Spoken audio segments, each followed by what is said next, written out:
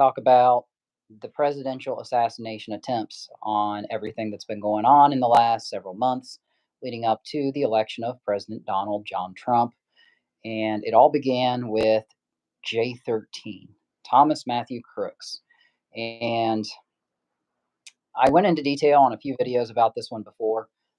The FBI, it was proven that they were working with Matthew Thomas Crooks in the purported assassination of Donald Trump.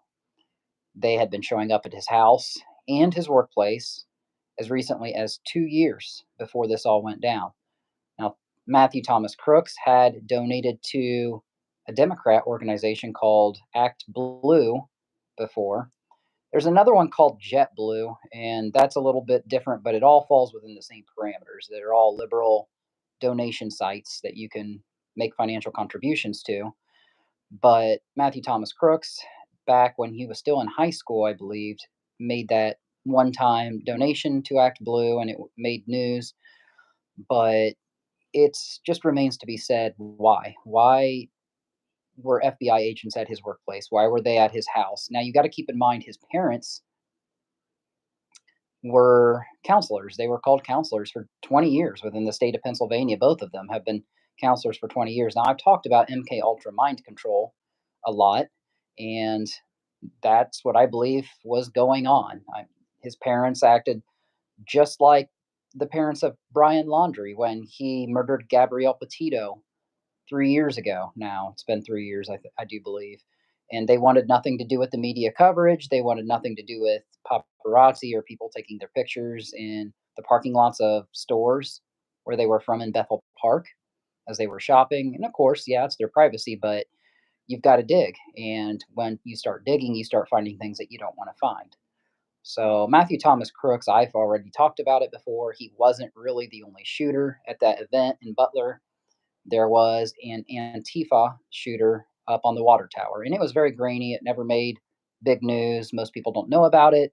There were a couple people at the Butler rally in the location where Corey Campiratore was murdered by a stray bullet, and some of the women there were saying, yes, we heard shots in the opposite direction. It wasn't just all from that rooftop where Matthew Thomas Crooks was perched. Now, you have to ask the question, why or how did Secret Service fail us so badly on that day on July 13th?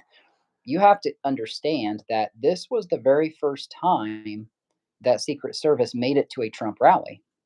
And I didn't know that when I was initially covering this assassination plot. So you mean to tell me that Secret Service shows up for the very first time and they see Matthew Thomas Crooks, they talk to him, local police in Butler talk to him, and all of a sudden he's allowed to crawl on top of a building with an AK rifle that his dad purchased 6 months prior? Why is his dad purchasing an AK rifle? Because he's a counselor and because this is part of MK Ultra mind control, all set up by the Federal Bureau of Instigation. I've said that before. That's what this was. Matthew Thomas Crooks was a patsy. Now, did he fire bullets? There were a reported 6 bullets. Again, 6 shots fired. Maybe it was 8. I can't remember. It might have been 8 shots fired in 6 seconds, I think they said. And did they all come from him? Did some of them come from the water tower? I don't know.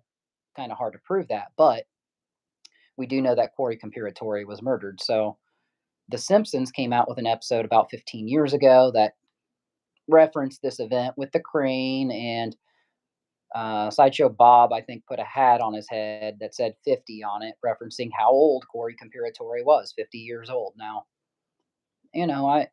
they've talked about a lot of things. They've predicted a lot of this stuff. Is it time travel? Probably. Or maybe the Freemasons are writing the script. Simpsons creator Matthew Groening is actually a 33rd degree Freemason. And you all know how I feel about the Freemasons. They are not good people. But one of our sources actually came out and said that Donald Trump has ties to Scottish Rite Freemasonry. So I did not know that. So is this all political theater? I had a friend at the time who said this is all just a big put on, that it's made to get America to drive him to be the next president. It's hard to say. It could be. I don't know. It might be. But you've got to look at some of the other assassination attempts after Matthew Thomas Crooks. Okay, so that was on July 13th. Now on August 5th, I'm sorry, I think it was August 8th, you had another one. And I have it written down in the description. I'm trying to keep all these separate in my head here. Actually, no.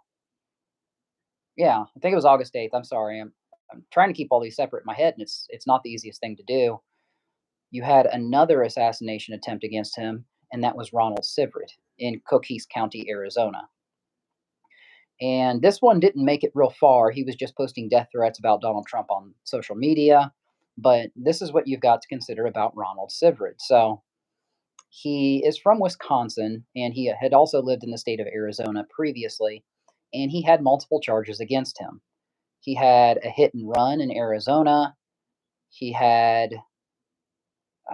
there were a couple charges that he never answered for in the state of Wisconsin. He failed to register as a sex offender. So you've got that right there. And there was one other charge, I can't remember it, but he never answered for it. So this guy's not showing up to court. He's got multiple warrants out on his name in multiple states. He's got a hit and run in Arizona. He failed to register as a sex offender, which is really bad. And all of a sudden, he's not been caught for any of those. But all of a sudden, now he's making death threats about Donald Trump online, and they catch him. So you've got to look at the timing of all this. So he's been allowed to get away with all those things in the past, but now all of a sudden he's caught. Is that just political theater? Donald Trump said he didn't even know about it at the time. He was glad that he was informed when he was speaking about the border wall down in Cochise County, Arizona. And then you had on September 15th, you had, and this is the one you guys all know about, Ryan Wesley Routh, but not a lot was really said about this one. This was down at Mar-a-Lago at the golf course down there. And you've got Ryan Wesley Routh. So the story is that he's got the gun perched in the fence, right? Another AK style weapon.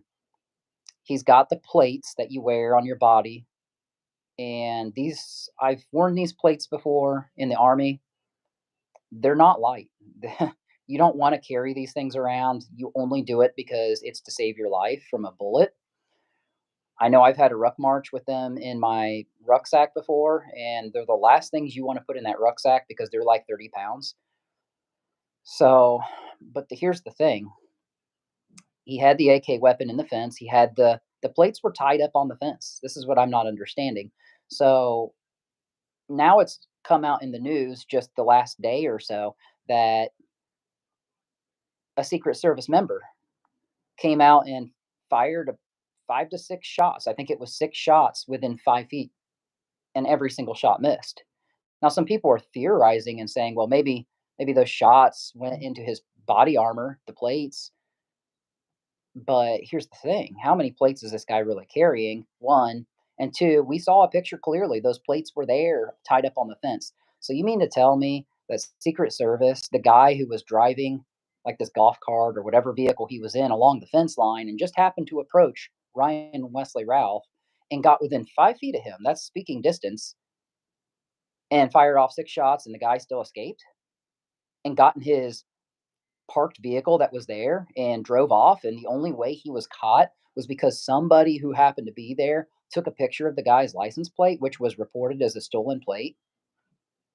This whole thing was corroborated big time, and it was all pre-planned. Who is he working with? That's the question. Was he working with the government? I would say so. I'd say he's probably working with the FBI. it's These are the questions we need to be asking.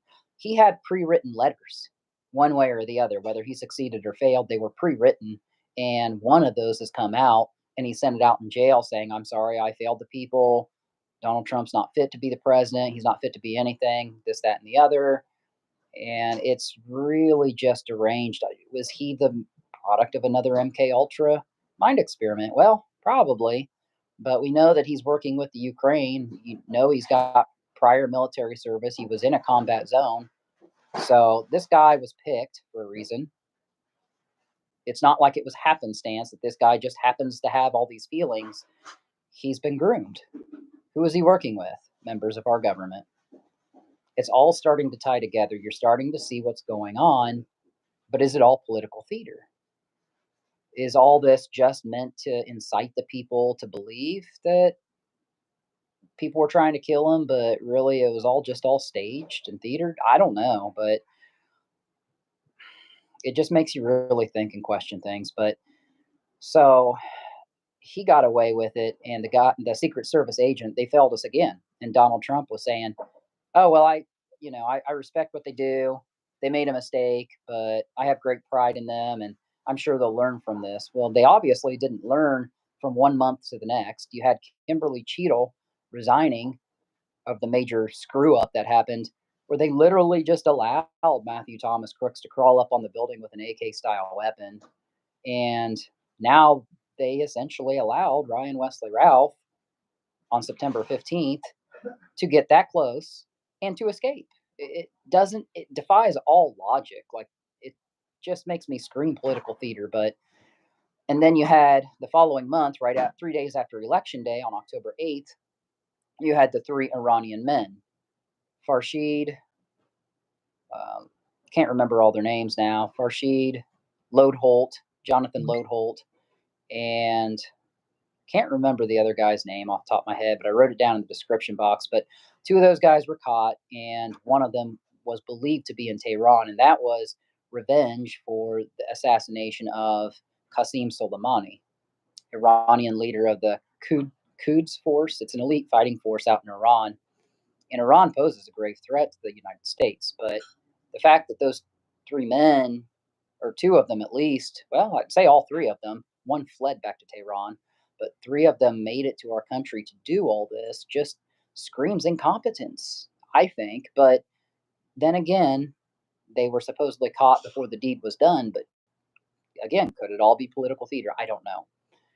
It just seems really weird to me that we went all these years without a known assassination attempt. But I think that there were some that just never made headlines. But all of a sudden, now you're getting these very close together in succeeding months. So I just question everything, especially with Ryan Routh. The guy's deranged. Honestly, he should be put in an electric chair, in my opinion. But at least throw him in a prison cell and throw the key away. So we'll see what happens. He's trying to delay that trial until December of next year, 2025, hoping that time will erase the wounds and he'll get off light or something. But he's right where he belongs right now. That's a prison cell. Let's just hope that he stays there. So you've got all this stuff going on with all the other things. You've got the Diddy trial going on, Sean Combs. You've got the drones going on right now. That's dominating international news. Because, and I say international because it's happening in multiple countries, not just in the United States. So keep in mind, you've got all that going on. I'm going to come out with more videos, try to update you on everything that's going on. There's a lot to keep up with, including our local coverage of the Gretchen Fleming case and Preston Pierce, where we have been finding more fake profiles there. This just continues to drag out, and the police can't seem to get a handle on it. It seems like it's been turned over to the FBI, but I don't really even think they're doing anything. I think this is more theater. I think that the bad guys are just allowed to do whatever they want with a light slap on the wrist. So stay tuned for that. More videos upcoming. I appreciate you guys. Thank you for subscribing. Thank you for tuning in. And we'll try to keep this channel here to help you guys stay on top of everything. Until then, Godspeed.